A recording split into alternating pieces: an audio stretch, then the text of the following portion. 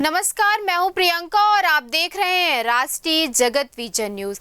छत्तीसगढ़ के बीजापुर और सुकमा के सीमावर्ती इलाके में कल हुई भीषण मुठभेड़ के बाद आज सुरक्षा बल नक्सलियों के शव लेकर लौटे हैं। इस एनकाउंटर में 1.5 करोड़ का इनामी और मोस्ट वांटेड नक्सली बसवा राजू समेत 27 नक्सली ढेर कर दिए गए थे, लेकिन घने जंगल, खराब मौसम और दुर्गम रास्तों ने ऑपरेशन के बाद शवों को निकालना बेहद मुश्किल था। आज तमाम चुनौतियों को पार करते हुए जवानों ने सभी नक्सलियों के शव जिला मुख्यालय तक पहुंचा दिए हैं।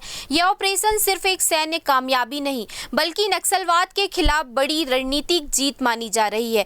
बसवा राजू, जो वर्षों से कई हमलों का मास्टरमाइंड रहा, उसका अंत नक्सली नेटवर्क के लिए बड़ा झटका है। अब आगे की जांच और शवों की पहचान की प्रक्रिया जिला मुख्यालय में पूरी की जाएगी।